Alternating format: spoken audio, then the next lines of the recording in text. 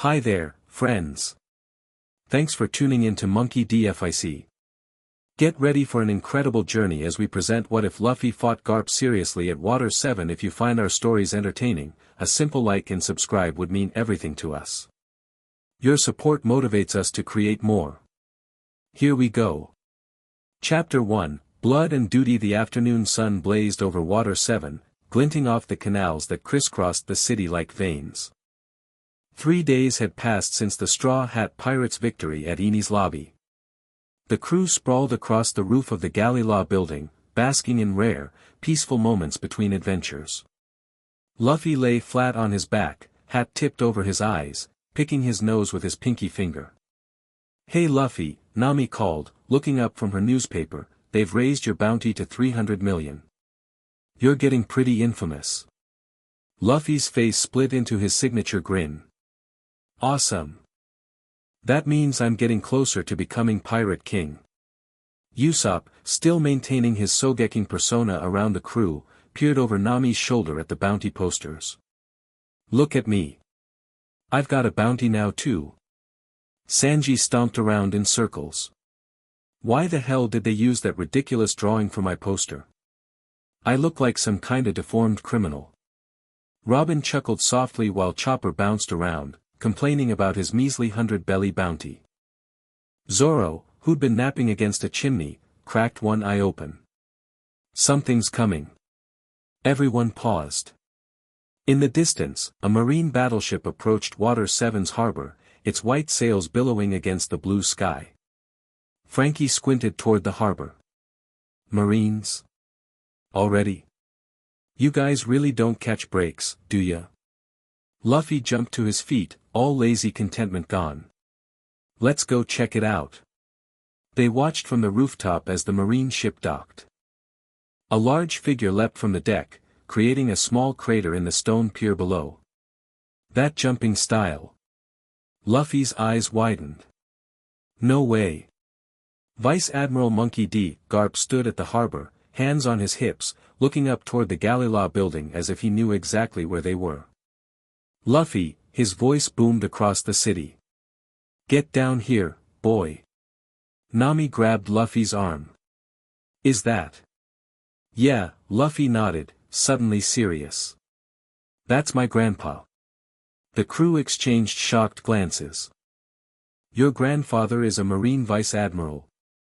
Usopp shrieked. Luffy shrugged. "Never mention that." "Whoops. This is bad," Robin said quietly. "After Enies Lobby, the world government will be desperate to make an example of us." Luffy stretched his arms, grabbing the edge of the roof. "I'll go talk to him. Gramps is scary, but he wouldn't hurt me too bad." Before anyone could stop him, Luffy launched himself off the roof, rubber limbs snapping him toward the harbor like a slingshot. Luffy landed 20 feet from Garp, knees bent, straw hat shadowing his eyes. Around them, citizens of Water 7 stopped to stare, whispering among themselves. "Hey Gramps!" Luffy called, straightening up with a wave. "What ya doing here? Coming to beat me up again?" Garp stood with arms crossed, his weathered face uncharacteristically grim. He wasn't wearing his usual dog-head cap, and his marine coat hung heavily on his broad shoulders. "Luffy," Garp's voice lacked its usual boisterous quality. "We need to talk." Something in his tone made Luffy's smile falter. He approached more cautiously. "What's going on? You're acting weird, old man." Garp's eyes shifted to the marine soldiers filing off the ship behind him. They lined up in formation, hands on their weapons. "The attack on Enies Lobby was the last straw, Luffy," Garp said, loud enough for his men to hear. "You've spit in the face of the world government one too many times." Luffy's brow furrowed. "So what? They had Robin. Nobody takes my friends." "I have direct orders from above," Garp continued, his voice hardening. "Monkey D. Luffy, you are to be taken into custody immediately." Luffy blinked, then burst out laughing. "Good one, Gramps. You almost had me there for a second." Garp didn't laugh. This isn't a joke. The laughter died in Luffy's throat when he saw his grandfather's expression. In all his life, through all the training and fists of love, he'd never seen Garp look at him like this, like he was truly an enemy. You're serious? Luffy's voice dropped. Dead serious.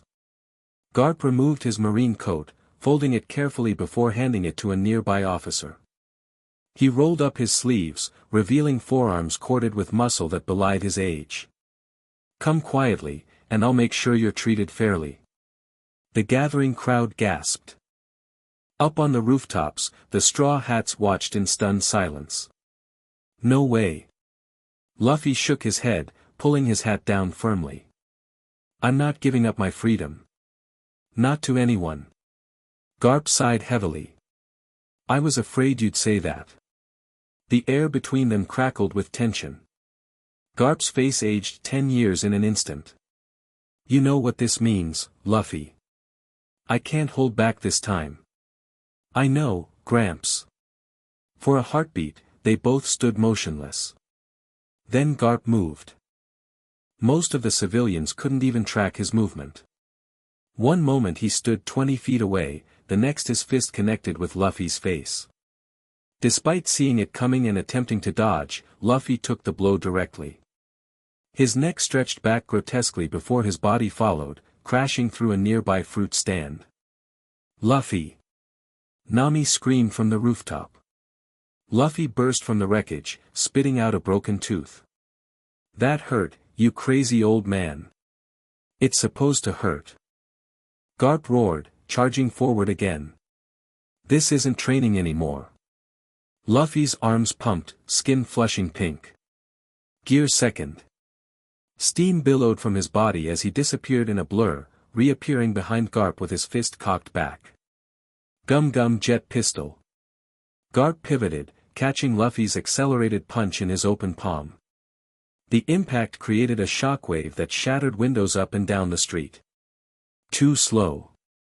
Garp's other hand shot out, grabbing Luffy by the throat before slamming him into the ground hard enough to crack the stone pier.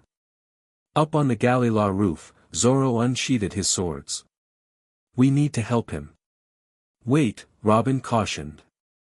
We don't know what we're dealing with yet. Down below, Luffy pried himself from the small crater, breathing hard. His grandfather stood over him, not even winded. You've gotten stronger, Luffy, Garp acknowledged. But you're still 100 years too early to challenge me. Memories flooded Luffy's mind as he struggled to his feet. 10 years earlier, Dawn Island, Gramps, I don't want to be a Marine, 7-year-old Luffy wailed as Garp dragged him by the back of his shirt through the forest. Nonsense. You'll be the strongest Marine who ever lived. Garp laughed, stopping at the edge of a deep ravine. Today's training, survive in this jungle for a week. What? Luffy's eyes bugged out. There are monsters down there. That's the point. Garp lifted the boy by his collar. A Marine needs to be tough. But I want to be a pirate like Shanks. Garp's face darkened. That red-haired bastard put dangerous ideas in your head. He raised his fist. I'll beat that nonsense out of you with my fist of love.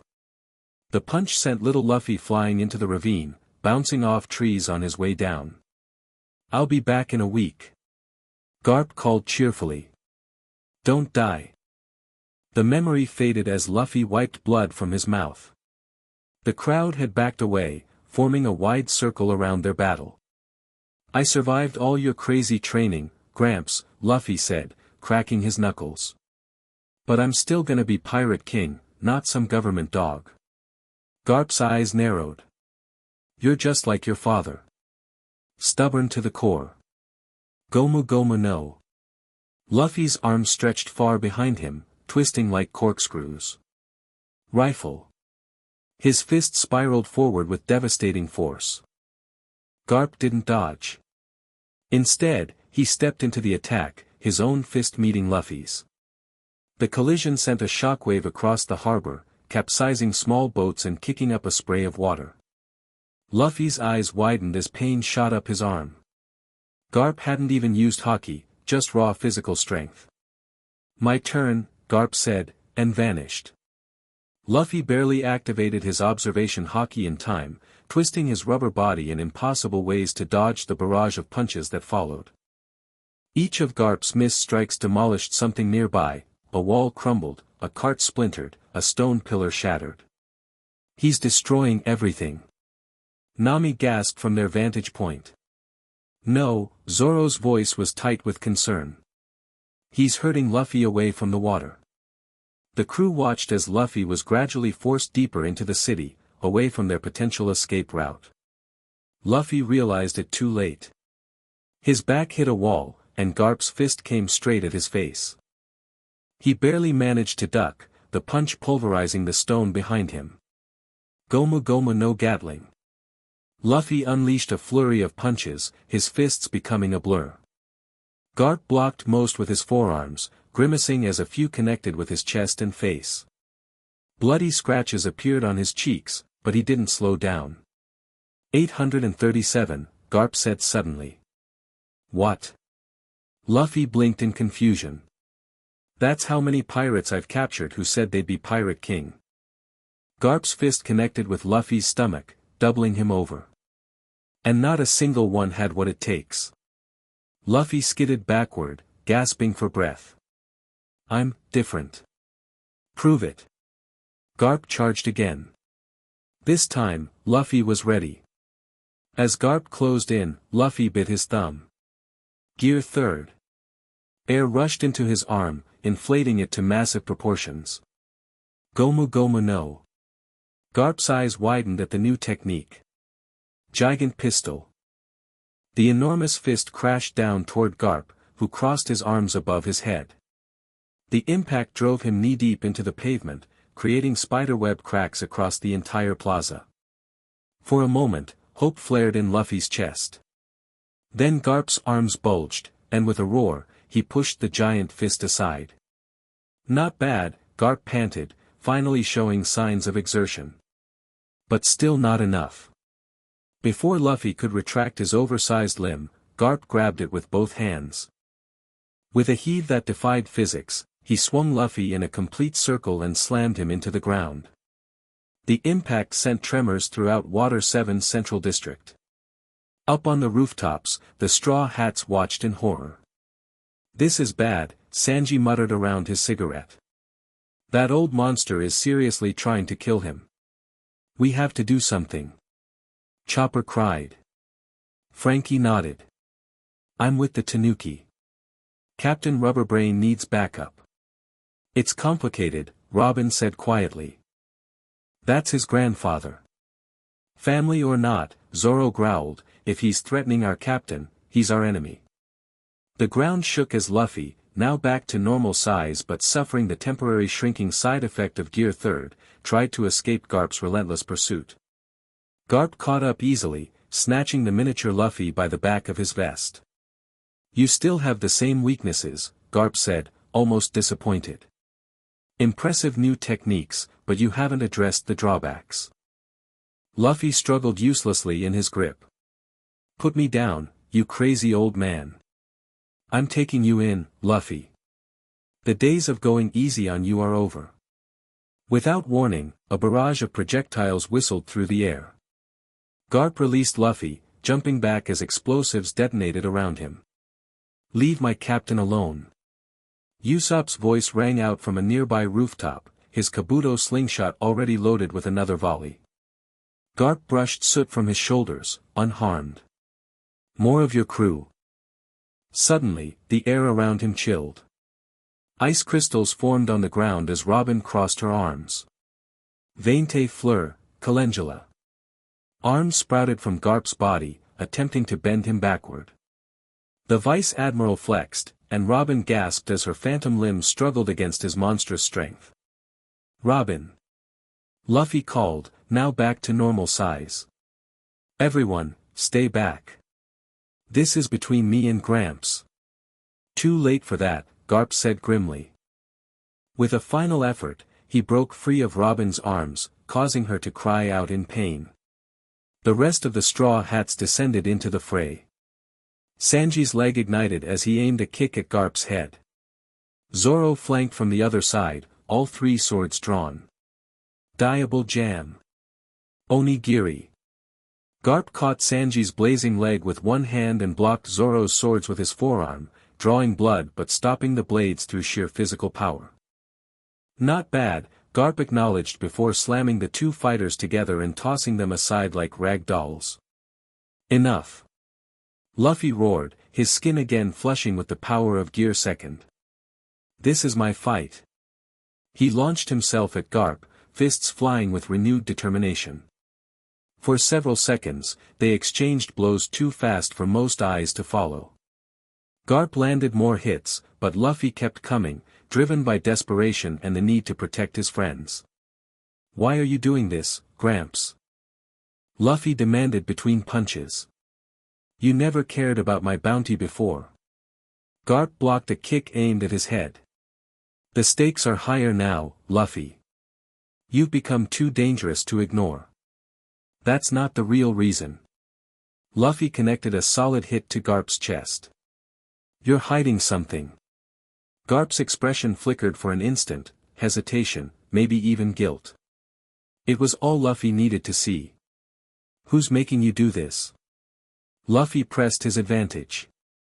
You've never cared about the government's orders before. Instead of answering, Garp's fist darkened with armament hockey. The blow caught Luffy squarely in the chest, sending him crashing through multiple buildings. Iceberg, the mayor of Water 7, approached the battlefield with several galley law workers. Vice Admiral. This destruction has to stop. Civilians are in danger. Garp barely spared him a glance. Stay out of marine business, Mayor. A blur of rubber limbs announced Luffy's return. Blood streamed from a gash on his forehead, and he clutched his ribs where Garp's hockey-enhanced punch had connected. Getting tired, boy. Garp called, though he was breathing heavily himself now. Not even close. Luffy wiped the blood from his eyes. They clashed again, creating shockwaves that toppled chimneys and sent roof tiles flying. The battle moved through Water 7 like a hurricane, leaving destruction in its wake. Citizens fled screaming, while braver souls watched from a distance. Polly from Galley-Law used his ropes to evacuate people from crumbling buildings. This is insane. They're going to destroy the whole city. The Straw Hats regrouped, following the path of destruction. We need a plan, Nami said, wincing as another explosion rocked a nearby street. Luffy can't beat him head-on. He's not trying to win, Zoro realized. He's buying time. For what? Chopper asked, tending to Robin's injured arms. For us to escape, Frankie growled. The idiot sacrificing himself. They rounded a corner to see Luffy embedded in a stone wall, Garp approaching slowly. Give up, Luffy, Garp called. You're only making this harder on yourself. Luffy pulled himself from the rubble, swaying on his feet. His body was covered in bruises, blood trickled from his mouth, and one eye was swollen shut. But his remaining eye blazed with determination. I'll never give up. That's not who I am. Garp's shoulders slumped slightly. I know. Another memory flashed through Luffy's mind. 7 years ago, Dawn Island, Gramps, I'm gonna be Pirate King someday, 10-year-old Luffy declared during one of Garp's rare visits. Garp's response was a fist to the head that left a smoking lump. Don't say such stupid things. Later that night, after Luffy had fallen asleep, Garp sat drinking with Dayton, the mountain bandit who was raising Luffy. That boy. Garp sighed, staring into his sake cup. He's just like his father. Too stubborn for his own good. Why don't you just let him be a pirate if that's what he wants? Dayton grumbled. Garp's expression darkened. You don't understand what's out there. The sea is merciless, and the world government is worse. He took a long drink. If he stays on this path, I may one day have to choose between my duty and my grandson. And what would you choose? Dayton asked. Garp didn't answer. Back in the present, Luffy gathered his remaining strength. He knew he couldn't win, but he wouldn't go down without giving everything. Gear second. Steam erupted from his body once more. Garp's fists clenched. You're at your limit, Luffy. Don't push yourself further. Gomu Gomu no. Luffy vanished, reappearing directly in front of Garp. Jet Gatling. The barrage of punches forced Garp back for the first time. One fist connected solidly with his jaw, rocking the Vice Admiral's head back. That's my boy, Garp whispered, too quietly for Luffy to hear.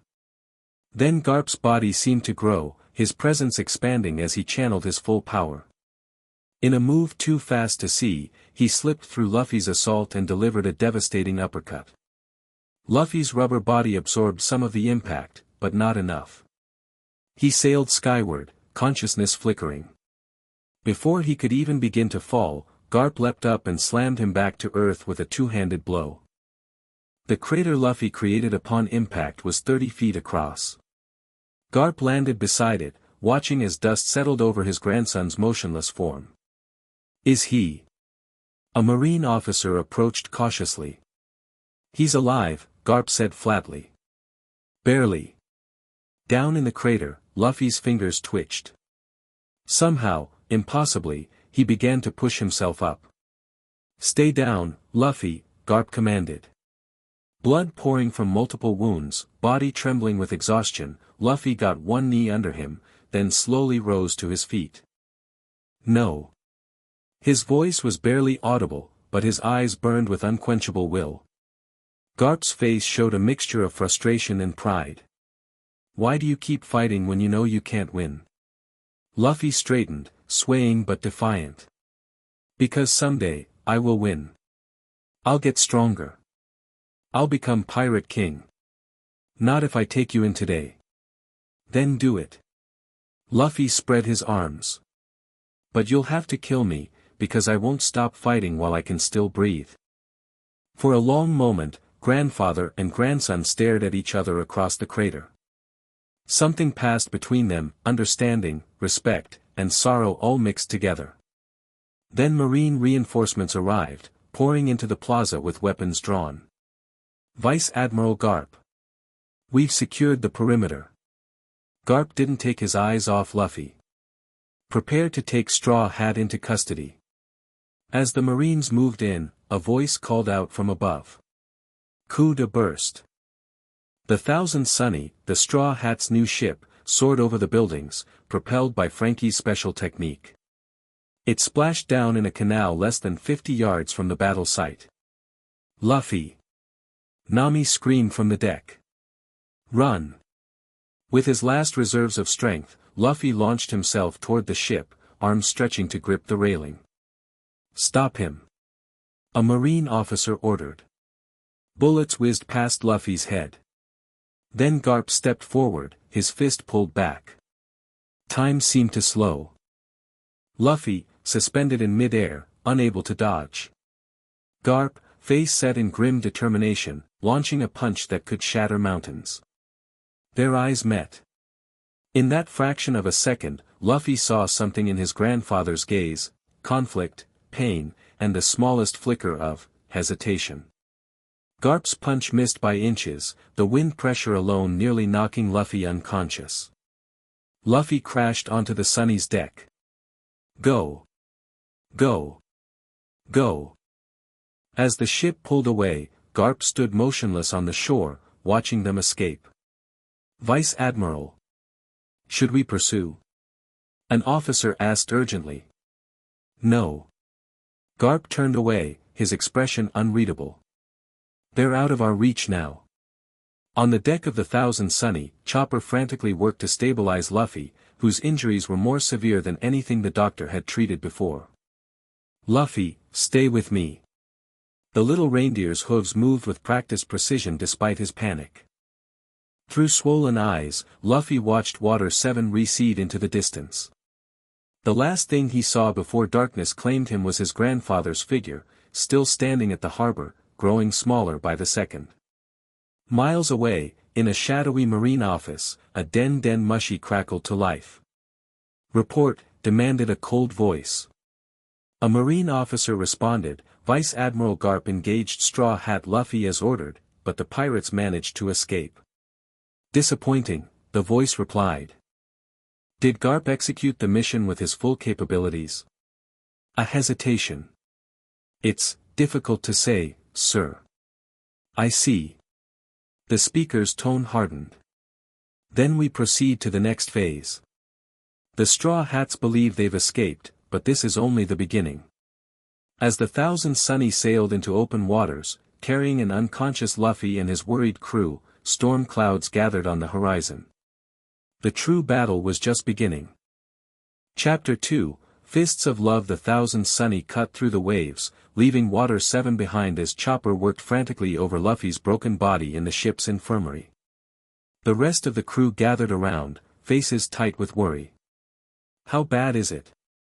Nami asked, her voice barely above a whisper. Chopper didn't look up from his work, hooves moving with practiced precision as he cleaned and dressed Luffy's wounds. 3 broken ribs, dislocated shoulder, internal bleeding, and that's just what I can see without proper tests. That old man wasn't holding back, Sanji muttered, cigarette unlit between his fingers. What kind of grandfather tries to kill his own grandson? Robin leaned against the wall, arms crossed. The kind who puts duty above family. Zoro stood by the door, hand resting on his swords. Doesn't matter. If he comes after Luffy again, he deals with all of us. Blood soaked through bandages faster than Chopper could apply them. The little doctor's eyes welled with tears. I need more hands. Sanji, hold this. Nami, pass me those scissors. As they worked to stabilize their captain, Frankie steered the ship toward a small, uninhabited island they'd spotted on the horizon. We need to lay low for a while. That crazy marine grandpa's gonna come looking for us. Usopp, still partially in his Sogeking persona, paced the deck. What if he finds us? You saw what he did to Luffy. We don't stand a chance. We'll figure something out, Nami said, though her voice lacked conviction. We always do. Inside the infirmary, Luffy's eyes suddenly snapped open. He tried to sit up, only to be gently pushed back down by Chopper. Gramps, Luffy croaked, voice raw. Where's Gramps? We got away, Chopper assured him. Now lie still before you make your injuries worse. Luffy's eyes darted around wildly. Everyone okay? We're fine, Nami said, squeezing his hand. You're the one who nearly died. Luffy relaxed slightly, then winced as pain shot through his body. Gramps was different. Something's wrong. Yeah, no kidding, Sanji scoffed. He tried to turn you into rubber paste. No. Luffy shook his head weakly. He pulled that last punch. He could have stopped me from reaching the ship, but he didn't. The crew exchanged glances. Luffy might be right, Robin said thoughtfully. For a man of Vice Admiral Garp's reputation, the outcome seems convenient. Zoro's eye narrowed. You think he let us escape? I don't know, Luffy admitted. But Gramps isn't the type to follow orders he doesn't believe in. Someone's making him do this. His head fell back against the pillow, strength exhausted by those few sentences. Chopper shooed everyone out of the infirmary, insisting Luffy needed rest. On deck, the crew gathered around the helm as Frankie navigated toward the small island. So what's the plan? Usopp asked, mask removed now that they were alone. Zoro crossed his arms. We heal up, then get the hell away from here. Put as much distance between us and the Marines as possible. Running won't solve anything, Robin countered. If they sent a vice admiral after us once, they'll do it again. Nami clutched her climate baton, eyes distant. We need to understand why. What changed? The world government has been after us before, but never like this. Frankie guided the ship into a hidden cove on the island's far side. Whatever we do, we need Captain Straw Hat back on his feet first. They anchored the Sunny and set up camp on the beach, taking turns watching over Luffy and keeping lookout for marine ships. Back in Water 7, Garp stood amidst the rubble of their battle, his face carved from stone as marine officers buzzed around him, assessing damage and interviewing frightened citizens. "Vice Admiral Garp, sir." A young officer saluted sharply. "We've secured the perimeter, but there's no sign of the Straw Hat pirates." Garp grunted, eyes fixed on the horizon where the thousand Sunny had disappeared. "Sir, headquarters is requesting an update on the mission." "Tell them Straw Hat escaped," Garp said flatly. "But sir, they specifically asked about your commitment to the mission." Garp's head snapped toward the officer, who flinched under his glare. "What exactly are you implying, Lieutenant?" "And nothing, sir. Just relaying the message." Garp's massive hand clamped down on the officer's shoulder, making the man's knees buckle. "Let me be very clear. I fought my grandson with every intention of capturing him. If you or anyone else suggests otherwise, you'll answer to me personally." "Understood." "Why yes sir." The officer scurried away, visibly relieved to escape. Garp sighed heavily, looking at his bruised knuckles. The battle had taken more out of him than he cared to admit, not physically, but emotionally. Each punch thrown at Luffy had torn at something deep inside him. "I need a den mushy," he barked at a nearby soldier. Minutes later, Garp was alone in what remained of a small cafe, the snail phone before him connecting to Marine headquarters. "This is Vice Admiral Garp," he growled when the line connected. "Put me through to Fleet Admiral Sengoku." After a brief wait, Sengoku's stern voice came through. "Garp. I've received preliminary reports. You failed to capture Straw Hat." "The boy's gotten stronger," Garp said defensively. "And he had his crew with him." "That's not what concerns me." Sengoku's tone sharpened. "I've known you too long, Garp. Did you let him escape?" Garp's fist clenched. "I don't appreciate the accusation." "It's not an accusation, it's a question. One you haven't answered." "I fought with everything I had," Garp insisted. "But even I can't be everywhere at once when there's an entire crew to deal with." Silence stretched over the line. Finally, Sengoku spoke again. "Vice Admiral Momonga is en route to Water 7 with 3 battleships. You will coordinate with him to hunt down the Straw Hats." "Momonga?" Garp frowned. "This seems excessive for one rookie crew." "These orders come from above me, Garp. The Gorosei themselves have taken an interest in Straw Hat's capture." Garp's eyes widened. "The 5 elders? Why would they care about one pirate, even one who attacked Enies Lobby?" "I don't know," Sengoku admitted. "But something about this situation has them rattled. They've assigned Captain Rob Lucci to oversee the operation." "Lucci? He was just defeated by my grandson." "Precisely. He has personal motivation to see this mission succeed." Garp leaned back, mind racing. The pieces didn't fit. The world government's response was disproportionate to Luffy's actions, significant as they were. "There's something you're not telling me, Sengoku." A hesitation on the line. "This isn't just about Enies Lobby, Garp. It's about Dragon." Garp stiffened at the mention of his son's name. "What about him?" "Intelligence suggests he's planning something big. The Gorosei believe capturing Luffy might draw him out, or at least give us leverage." "You want to use my grandson as bait?" Garp's voice dropped dangerously low. "I don't like it either," Sengoku said quietly. "But these are my orders, and now they're yours. Cooperate with Momonga and Lucci.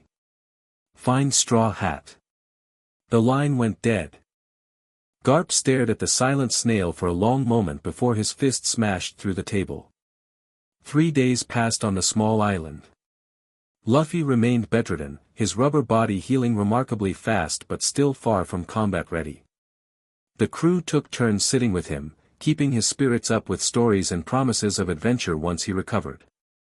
During Zoro's watch, Luffy sat up suddenly, wincing at the pain. "I need to get stronger," he declared. Zoro raised an eyebrow. "You need to heal first." "No time." Luffy swung his legs over the side of the bed. "Gramps is coming back. I can feel it. Luffy, help me up." Luffy's eyes burned with determination. "I need to train." Zoro hesitated, then nodded, recognizing the resolve in his captain's face. He supported Luffy as they made their way to the beach, where the others reacted with alarm. "What are you doing out of bed?" Chopper shrieked, transforming into Heavy Point to try forcing Luffy back to the infirmary. Luffy shook his head. "Can't stay down. Need to be ready." "Ready for what?" Nami demanded. "Getting yourself killed. For round 2. Luffy's face hardened. "Gramps is coming back, and next time I need to win." "That's insane." Usopp protested. "You can barely stand." "Then I'll fight sitting down." Luffy grinned, though the expression was strained. "Zoro, help me train." The swordsman frowned. "I'm not fighting you in this condition." "Not fighting. Training." Luffy pointed to his head. "Observation Haki. I need to see Gramps' attacks coming better."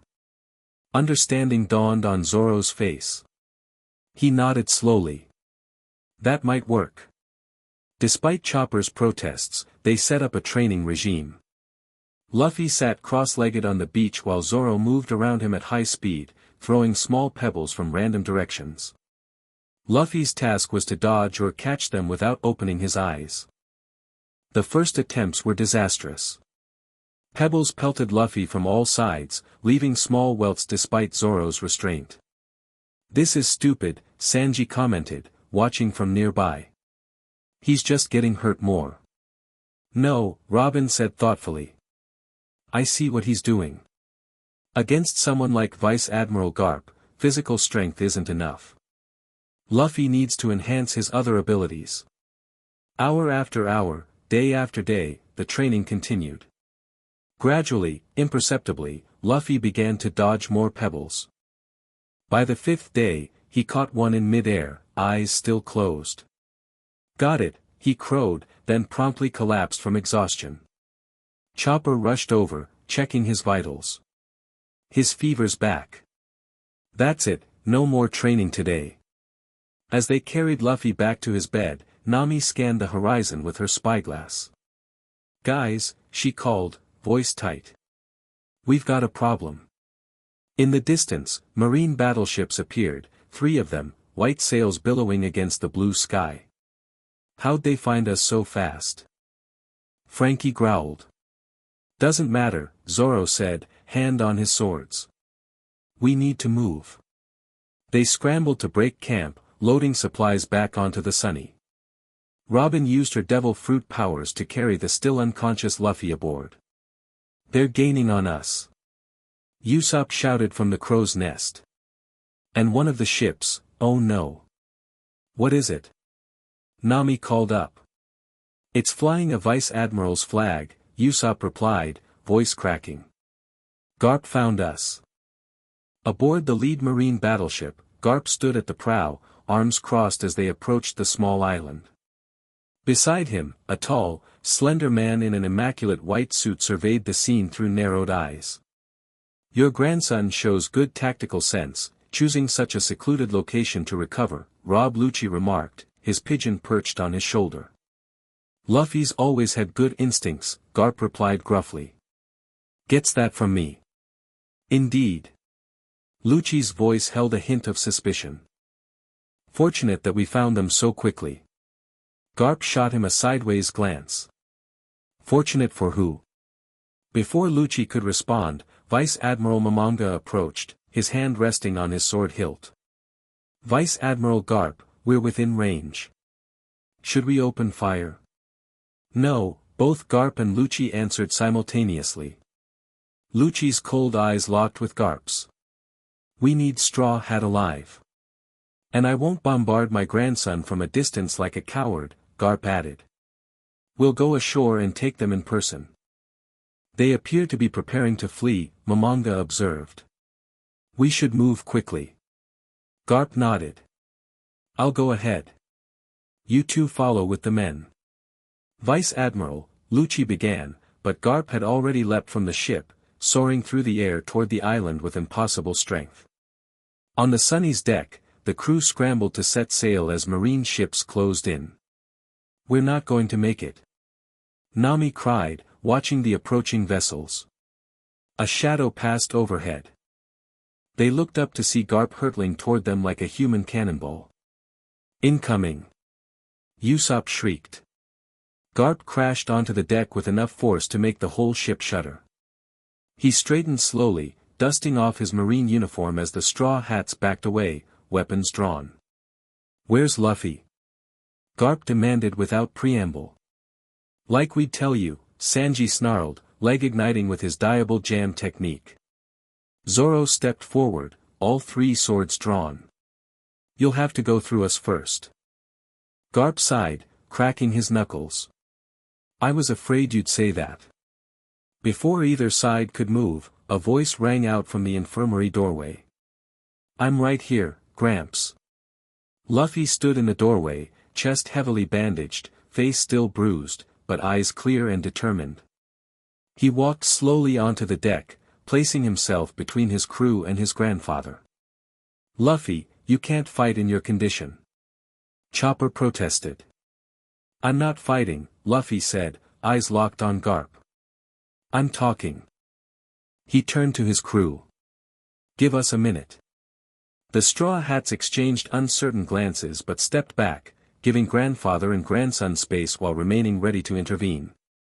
You look terrible, Garp commented bluntly. Thanks to you. Luffy's voice held no bitterness, just statement of fact. Why are you doing this, Gramps? The real reason. Garp's eyes flicked to the approaching marine ships. We don't have time for this, Luffy. More marines are coming, including people who won't hesitate to kill you and your friends. Then talk fast. Garp stepped closer, lowering his voice. The world government is using you to get to your father. Luffy blinked in surprise. Dragon? What's he got to do with this? I don't know exactly. But the orders came from the highest levels, the 5 elders themselves.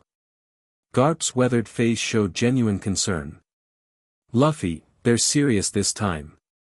If you don't come with me now, they'll send everything they have after you. So what? They've been chasing us since Alabasta. Not like this. Garp glanced back at the approaching ships. Lucci is on that ship. He wants revenge for Enies Lobby. Luffy's eyes widened slightly, then narrowed in determination. I beat him once. I can do it again. Not in your current state. Garp shook his head. And not with Momonga and me backing him up. So you're still planning to capture me? Garp's expression became unreadable. I have my orders. Luffy stared at his grandfather for a long moment, then nodded slowly. I get it now. Get what? You're scared. Garp's eyebrows shot up. Watch your mouth, boy. Not of fighting, Luffy continued. You're scared of choosing. Marine or family. You've been avoiding that choice your whole life. The words hit Garp like a physical blow. For a moment, the legendary Marine looked his age, an old man torn between duty and love. It's not that simple, Luffy. Yeah, it is. Luffy straightened despite his injuries, hat shadowing his eyes. I already made my choice. I'm a pirate. I'm going to be king of the pirates. And I won't let anyone stop me, not the world government, not Lucci, not even you, Gramps. Marine ships were closing in, soldiers visible on their decks preparing for battle. You can't win this fight, Luffy, Garp said quietly. Maybe not today. Luffy's grin suddenly appeared, bright and confident despite his battered face. But today's not over yet. He whistled sharply. From the other side of the island, multiple ships suddenly appeared, the Galila Company's vessels, loaded with shipwrights and their tools. Behind them came smaller boats carrying the Frankie family and other Water 7 citizens. What the hell? Garp turned in surprise. Polly stood at the helm of the lead Galila ship, rope at the ready. Straw Hat. We got your message. Reinforcements. Garp looked genuinely impressed. When did you arrange this? Luffy grinned wider. While I was training. Robin contacted them with her powers. Turns out they were already on their way to help. Iceberg's voice called out from another vessel. The Marines left quite a mess in our city, Vice Admiral. We thought we'd return the favor. The Water 7 ship spread out, moving to intercept the Marine vessels while giving the Thousand Sunny room to escape. Garp assessed the situation with a veteran's eye. The odds had shifted, but Marines still held the advantage, if he stayed on the Sunny to capture Luffy. Luffy saw the calculation in his grandfather's face. Last chance, Gramps. Are you with them, or with me? For one heartbeat, Garp seemed to waver. Then Marine cannons fired, balls whistling through the air toward both the Sunny and the Water 7 ships. Garp's head snapped toward the battleships, eyes wide with shock. They're firing on civilians, he roared. Momonga wouldn't give that order. It was Lucci, Luffy said grimly. He doesn't care who gets hurt. Without hesitation, Garp leapt into the air, intercepting several cannonballs with his bare fists, shattering them before they could reach their targets. G.O., he shouted back at Luffy. I'll buy you time. Luffy's eyes widened. Gramps, don't get the wrong idea. Garp landed back on the Sunny's deck. I'm still going to capture you. Just not like this. He turned to the crew. What are you waiting for? Set sail. The Straw Hats burst into action, unfurling sails and preparing for immediate departure. Frankie rushed to the helm, engaging the coup de burst system. This doesn't change anything between us. Garp shouted as he prepared to leap toward the Marine ships. Next time we meet, I'm taking you in. Luffy's face split into a grin. I'll be waiting, Gramps. Garp launched himself toward the lead Marine vessel, where Lucci stood watching impassively. As the Vice Admiral soared through the air, cannon fire continued to rain down around them. Coup de burst.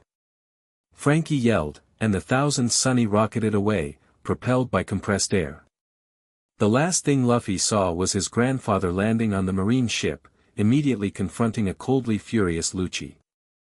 An hour later, the Sunny and the Water 7 ships regrouped at a safe distance, hidden in the mist surrounding a small archipelago. You guys came all this way for us? Luffy asked, sitting on the Sunny's deck surrounded by Iceberg, Polly, and other Water 7 allies who had come aboard. Of course, Iceberg replied calmly. After seeing what the Marines did to our city, we couldn't just stand by. Besides, Polly added, chewing on his cigar, that ship of yours is Galila craftsmanship. We've got a reputation to maintain. Zambai of the Frankie family grinned. And Frankie would never forgive us if we let you guys get captured. How did you find us? Nami asked. We didn't. Iceberg pulled out a small, white piece of paper. This did. Luffy peered at it. Robin's Vivre card. Robin nodded. I gave it to Iceberg before we left Water 7, just in case. Smart thinking, Sanji commented, lighting a fresh cigarette. Luffy turned serious. What happened back in Water 7 after we left? Iceberg's expression darkened. The Marines took over the city. They claimed it was for our protection, but really they were just using it as a base to hunt for you. That Rob Lucci guy showed up a day after you escaped, Polly added. Cold bastard. Started interrogating everyone who'd had contact with you. So you left? Chopper asked. More like fled in the night, Zambai admitted. They were starting to arrest anyone associated with you guys. We barely got our ships out. Luffy's fists clenched at his sides. This is my fault. I brought this down on you. Don't be stupid, Iceberg said sharply. You saved Robin. You saved all of us from Spandam and CP9. We're returning the favor. Besides, Polly added with a grin, they can't arrest an entire city. Frankie laughed loudly. That's the spirit. So what's the plan now, Straw Hat? Luffy looked at each face around him, his crew, his friends, all risking everything to help him. He straightened, ignoring the pain from his still healing injuries. We're going back to Water 7. What? Multiple voices shouted in unison. Are you insane? Nami grabbed him by the shoulders. That's exactly where they're looking for us. Exactly, Luffy nodded. So it's the last place they'll expect us to go. Zoro's eye narrowed thoughtfully. He's got a point. They'll be searching the Grand Line for us, not their own backyard. Plus, Luffy continued, we need to stop them from hurting Water 7 anymore. This is our fight, not theirs. Iceberg studied Luffy carefully. What are you planning? Luffy grinned, that familiar, dangerous smile that always preceded his wildest ideas. I'm going to finish what Gramps started. On the Marine flagship, Garp stood defiantly before Rob Lucci and Vice Admiral Momonga in the captain's quarters. You fired on civilians. Garp roared, slamming his fist into the wall hard enough to crack the thick wooden planks. Since when do Marines target innocent people? Collateral damage is sometimes necessary, Lucci replied coldly, his pigeon cooing on his shoulder. Bullshit. Garp turned to Momonga. Did you authorize this? Momonga looked uncomfortable. The orders were to capture Straw Hat by any means necessary. Any means? Garp's voice dropped dangerously. Does Sengoku know how you're interpreting those orders? Fleet Admiral Sengoku placed me in tactical command, Lucci interjected smoothly. My methods have his full approval. I doubt that. Garp's eyes narrowed. I'm returning to Water 7. I want no part in this, whatever this is. That would be unwise, Vice Admiral. Lucci's tone held a subtle threat. Your loyalty is already under question after today's incident. Are you threatening me, boy? Garp took a step toward Lucci, his massive frame dwarfing the CP0 agent despite Lucci's considerable height. Simply stating facts. Lucci didn't flinch. The five elders specifically requested your involvement in this mission. Abandoning it now would raise uncomfortable questions about your loyalties. Garp's jaw clenched. My loyalty to the Marines has never been in question. And yet your grandson remains at large, Lucci observed. Curious, isn't it?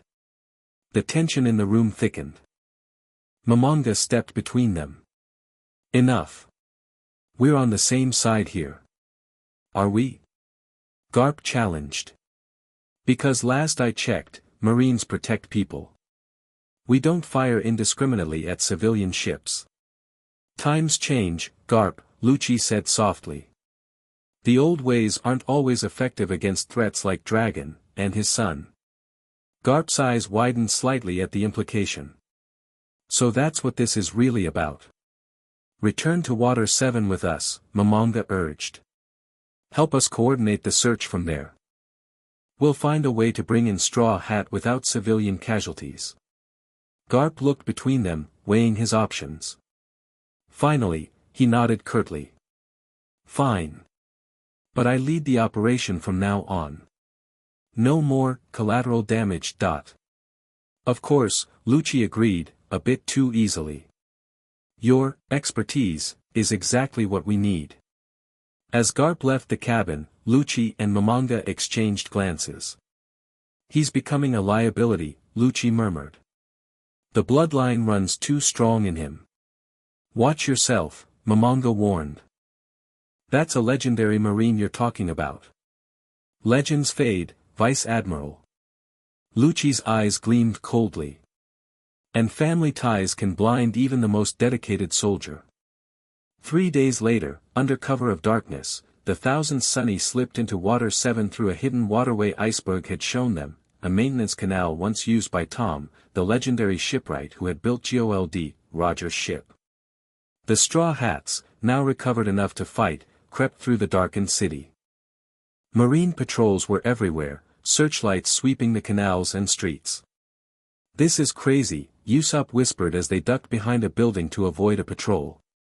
"The place is crawling with Marines." "That's the idea," Luffy replied, his face set with determination. "We're gonna hit them where they feel safest." During the days at sea, Luffy had continued his training, pushing his body to recover faster while honing his observation haki. The others had trained too, preparing for what everyone knew would be a difficult battle. Robin used her powers to scout ahead, sprouting eyes and ears on buildings to track marine movements. "The main force is gathered at Galila headquarters," she reported. "Including Vice Admiral Garp and Rob Lucci." Luffy nodded, cracking his knuckles. "Perfect. What's the plan, Captain?" Frankie asked, his massive forearms gleaming in the moonlight. "We split up," Luffy said. "Zoro, Sanji, and me go for Gramps and Lucci. The rest of you cause as much chaos as possible to keep the regular Marines busy." "And then what?" Nami asked skeptically. Luffy grinned. "Then we wing it." The crew collectively sighed. "Some things never change," Zoro muttered, though a smile tugged at his lips. They separated, each group heading in different directions. Usopp, Chopper, and Frankie moved toward the marine ships docked in the harbor. Nami and Robin headed for the central plaza, where most of the marine communication equipment was set up. Luffy, Zoro, and Sanji made their way toward Galila headquarters, moving silently through the shadows. As they approached the imposing building, now sporting marine flags, Luffy paused. "You guys ready for this?" Zoro tied his bandana around his head. "Born ready." Sanji extinguished his cigarette under his heel. "Let's kick some ass." Inside the headquarters, Garp sat in Iceberg's former office, poring over maps of the Grand Line with Momonga and several marine officers. His face was haggard, dark circles under his eyes suggesting sleepless nights. "We've had reports of ships matching the Sunny's description near Sabaody," an officer reported. "But nothing confirmed." "That's too obvious," Garp muttered. "Luffy wouldn't head somewhere so predictable." "Unless he wanted us to think exactly that," Momonga suggested. Rob Lucci stood by the window, gazing out at the moonlit city. "He'll come to us." Garp's head snapped up. "What makes you say that?" "Because that's what I would do," Lucci replied simply. And for all his foolishness, Straw Hat understands the value of surprise. As if on cue, a massive explosion rocked the harbor. Everyone rushed to the windows to see marine battleships engulfed in flames. "We're under attack," an officer shouted, running into the room. "Pirates in the harbor." A second explosion lit up the night sky, this time from the central plaza. "They're targeting our communications." Momonga realized. Garp's eyes narrowed. "Divide and conquer." "Smart. Deploy all forces." Momonga ordered. "Secure the harbor and the plaza." As Marines scrambled to respond, Lucci remained motionless, a small smile playing on his lips. "They're not the targets." "What?" Momonga turned to him. "This is a diversion," Lucci explained calmly. "Straw Hat is coming here." Garp's eyes widened slightly. "Everyone out. Now." "Vice Admiral." An officer looked confused. "Move." Garp roared, physically pushing Marines toward the door. Too late. The wall exploded inward as a rubber fist crashed through it, sending debris flying across the room. Marines ducked for cover as dust filled the air. When it cleared, Luffy stood in the gaping hole, Zoro and Sanji flanking him on either side. "Knock knock," Luffy said, cracking his knuckles. Garp stood from behind the desk, brushing dust from his uniform. "You've got guts, boy, I'll give you that." Lucci stepped forward, eyes locked on Luffy. "We meet again, Straw Hat." "Pigeon guy," Luffy acknowledged with a nod. "Still sore about getting your ass kicked?" Lucci's face hardened. "That won't happen twice." Momonga drew his sword. "Surrender now, Straw Hat. You're outnumbered and outmatched." Zoro unsheathed all three swords, placing Wado Ikemonji between his teeth. "Wanna bet?" "Luffy," Garp said, stepping between the groups. "Don't do this. You can't win." "Watch me," Luffy replied, sliding into a fighting stance. "Zoro, Sanji, handle the others. Gramps is mine." "And me?" Lucci asked silkily. "Your dessert," Luffy promised. Before anyone could move, Sanji launched forward, leg igniting as he aimed a kick at Momonga. Diable jam, Collier strike. The Vice Admiral barely blocked in time, the heat from Sanji's leg scorching his sword blade. Fast. Simultaneously, Zoro engaged the remaining Marines, swords flashing in deadly arcs. Three-sword style, Toragari. Officers scattered, some falling before his blades while others returned fire with rifles and swords. Lucci transformed instantly into his leopard hybrid form, muscles bulging beneath spotted fur. "I've been waiting for this, Straw Hat." "Get in line," Luffy replied, eyes locked on Garp. "Gramps and I have unfinished business." Garp sighed heavily, removing his marine coat. "So be it." The room exploded into chaos. Zoro's swords clashed with marine blades while Sanji's flaming kicks kept Momonga on the defensive. Meanwhile, Luffy and Garp faced off in the center of the room. "You've recovered well," Garp noted, taking in Luffy's stance. "But you're still not at full strength." "Strong enough," Luffy countered. Without warning, Garp charged, fist cocked back. Luffy activated his observation haki, seeing the attack coming just in time to twist aside. Garp's punch demolished the desk behind him. "You've improved," Garp acknowledged, genuinely impressed. "I learn fast." Luffy's arm stretched back. "Gomu Gomu no pistol." Garp caught the punch in his palm, the impact pushing him back several inches. "Not fast enough." He yanked Luffy's extended arm, pulling him off balance and into range for a devastating uppercut. Luffy barely got his guard up, the blow still sending him crashing into the ceiling. Across the room, Lucci watched the battle with calculating eyes, waiting for his moment as the chaos unfolded. Luffy dropped back to the floor, breathing hard but still grinning. "That all you got, old man?" "Just warming up." Garp cracked his neck. "Show me what you've really learned, boy." Luffy's skin flushed red. "Gear second." Steam billowed from his body as he disappeared, reappearing behind Garp with blinding speed. "Gomu Gomu no jet bazooka." His palm slammed into Garp's back with tremendous force. The Vice Admiral staggered forward, genuinely surprised by the power behind the attack. He whirled, fists darkening with haki. "Better," Garp grunted. "But still not enough." They exchanged blows with incredible speed, each impact shaking the building to its foundation. Unlike their previous battle, Luffy was holding his own, his enhanced observation haki allowing him to predict and counter many of Garp's attacks. Outside, the diversions continued.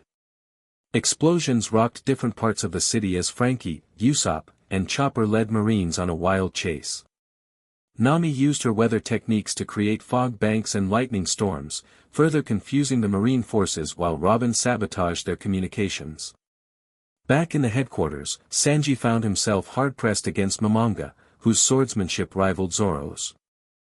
"Not bad for a cook," Momonga commented, parrying a kick that would have broken a lesser man's blade.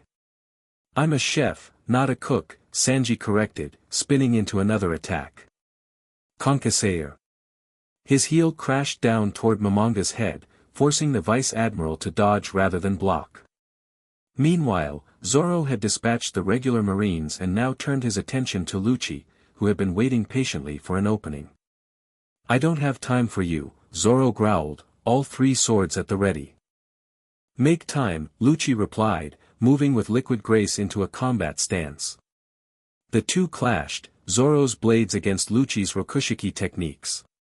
The Leopard Man was incredibly fast, even by Zoro's standards, shifting between forms to maximize his attacks. Shurgan, Madara. Lucci's finger pistols struck with machine gun rapidity, forcing Zoro on the defensive. Toragari.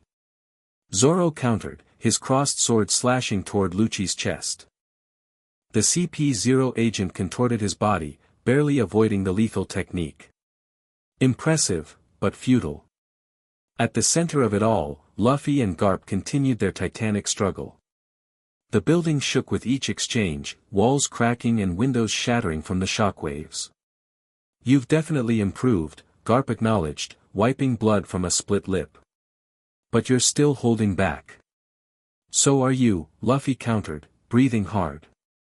"Why, Gramps? What's really going on here?" Garp glanced around to ensure others were distracted with their own fights. "The world government wants more than just your capture, Luffy.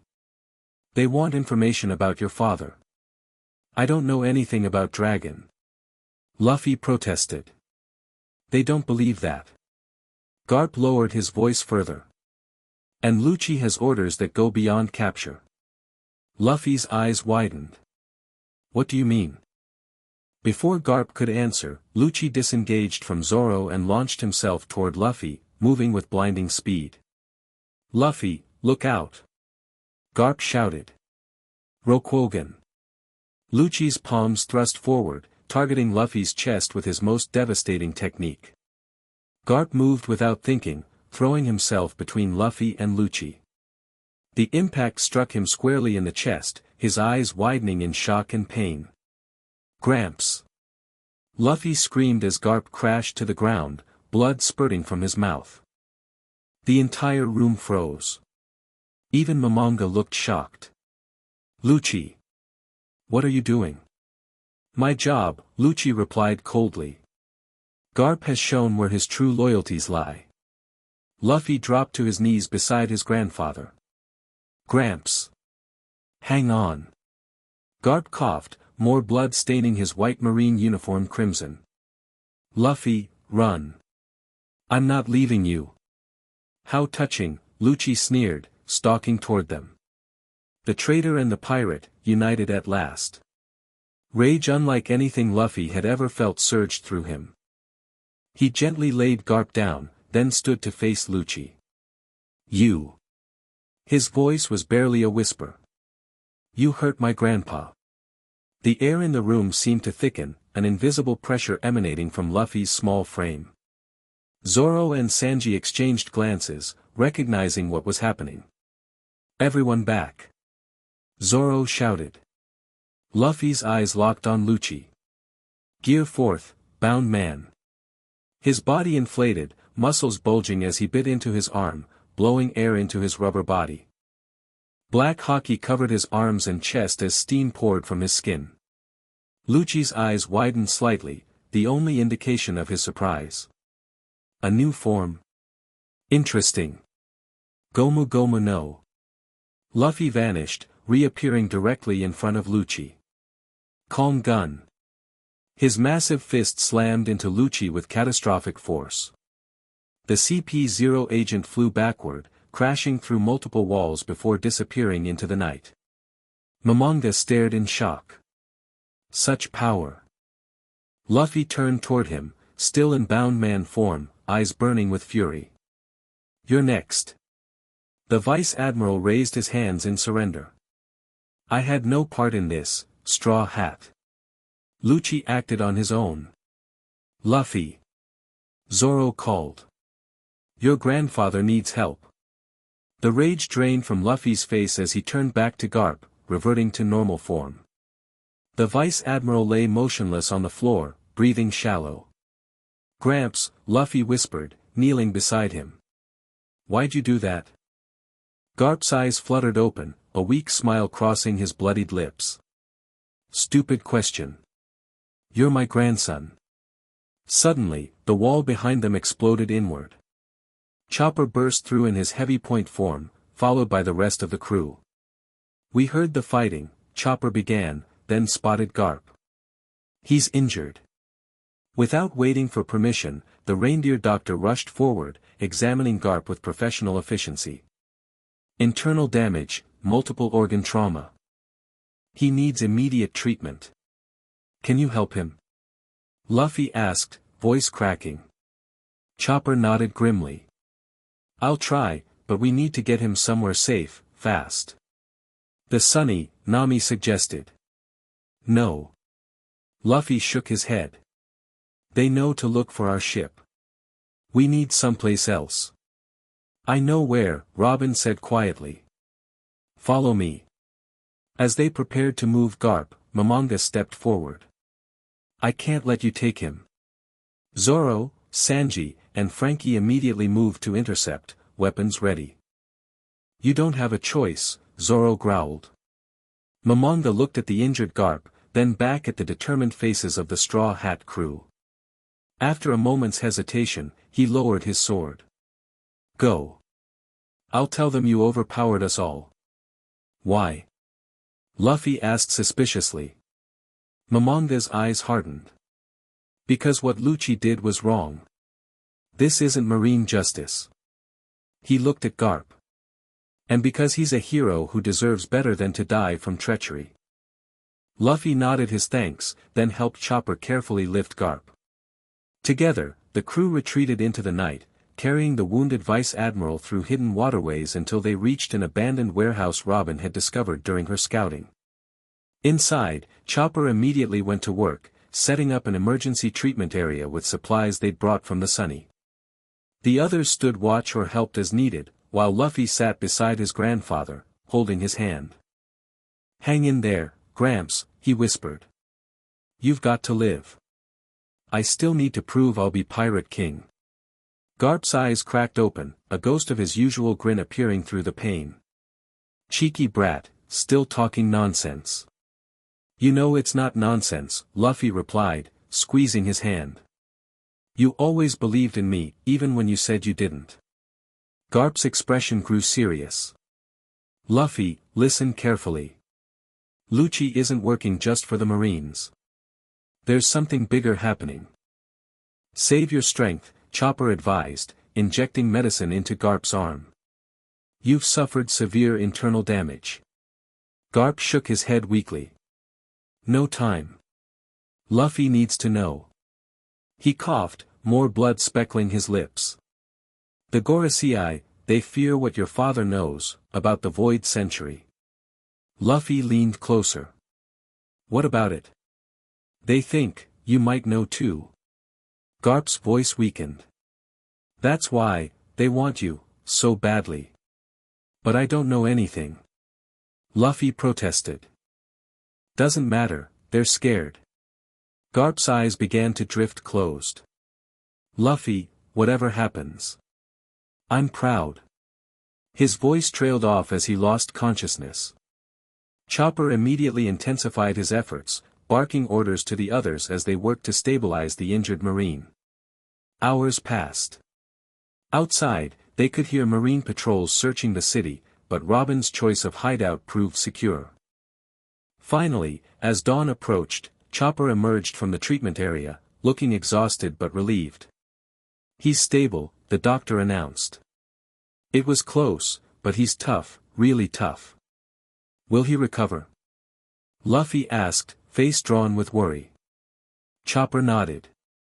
With time and proper care. That Rokugan technique caused severe internal trauma, but I was able to treat the worst of it. Relief washed over Luffy's face. Thanks, Chopper. What now, Captain? Zoro asked. We can't stay in Water 7. Not with Lucci still out there. Luffy looked toward where his grandfather rested. We need to get Gramps somewhere safe, then find out what the hell is really going on. I have contacts who can help, Robin offered. People who can hide Vice Admiral Garp while he recovers. Can we trust them? Nami asked skeptically. Robin nodded. With my life. Okay, Luffy decided. We get Gramps to safety, then we find Lucci. Find him? Usopp squeaked. Are you crazy? The guy nearly killed your grandfather. Exactly, Luffy's eyes hardened. And I'm gonna make him pay for that. The determination in his voice silenced all arguments. They knew that look, Luffy had made up his mind, and nothing would change it now. As the first rays of sunlight filtered through the warehouse windows, they prepared to move Garp to a safer location. Outside, marine search parties continued their hunt, unaware that their quarry was planning not to escape, but to strike back. The true battle was just beginning. Chapter 3, The Weight of a Hat. Dawn painted water 7 in hues of gold and crimson, the rising sun illuminating the destruction from the previous night's battle. Marine soldiers combed through the rubble of Galila headquarters, gathering evidence and tending to wounded comrades. Rob Lucci stood amidst the chaos, his immaculate white suit somehow untouched despite the devastating blow Luffy had landed. Only the slightest discoloration on his cheek betrayed any sign of injury. Still no sign of them, sir, a marine reported, saluting nervously. Lucci's cold eyes surveyed the shattered building. They can't have gone far. Not with Garp's injuries. Vice Admiral Momonga approached, his expression carefully neutral. Our forces are spread throughout the city. Every canal, every alleyway. And yet they elude us. Lucci's voice carried a dangerous edge. Curious. They're resourceful, Momonga replied. And they have allies in Water 7. Indeed. Lucci turned to face him fully. Just as they appear to have allies within the Marines. Momonga stiffened. Meaning? You had Straw Hat cornered. Yet somehow, they escaped with Garp. They overwhelmed us. Did they? Lucci stepped closer. Or did you let them go? Before Momonga could respond, a Marine officer ran up, saluting hastily. Sirs. Den Mushi call from Marine headquarters. Fleet Admiral Sengoku demands an update. Lucci's eyes remained fixed on Momonga for a moment longer before he turned away. I'll take it. In a small room away from the others, Lucci picked up the receiver. This is Lucci. What the hell is happening? Sengoku's voice thundered through the snail phone. First Garp fails to capture Straw Hat, now I hear he's been injured and taken by pirates. A regrettable development, Lucci replied smoothly. Vice Admiral Garp appeared to hesitate in a critical moment. I was forced to intervene. You attacked a Marine Vice Admiral. Disbelief colored Sengoku's tone. I attempted to neutralize Straw Hat. Garp interfered. Silence stretched over the line. When Sengoku spoke again, his voice was dangerously quiet. This operation is spiraling out of control, Lucci. The 5 elders are becoming impatient. I understand their concern. But this development may work in our favor. How? Straw Hat will seek revenge, Lucci explained. He'll come to us, rather than running. And when he does, we'll be ready. Another pause. And Garp? A regrettable casualty of war, Lucci said dispassionately. His loyalty was compromised by family ties. The heroes of the Marines don't become regrettable casualties, Lucci. Sengoku's voice hardened. Find Garp. Alive. That's an order. The line went dead. Lucci replaced the receiver, his expression unchanged. He turned to find a shadowy figure waiting in the corner of the room. The Fleet Admiral sounds upset, the figure remarked, voice muffled by a mask that covered the lower half of their face. Sengoku is soft, Lucci replied. Too attached to the old guard. The figure stepped forward, revealing the uniform of CP0, the world government's most elite intelligence agency. The elders aren't concerned with Sengoku's feelings. Did you secure the target? Not yet, Lucci admitted. But Straw Hat will come to us. You sound certain. I know how he thinks. He's predictable in his unpredictability. The masked agent nodded.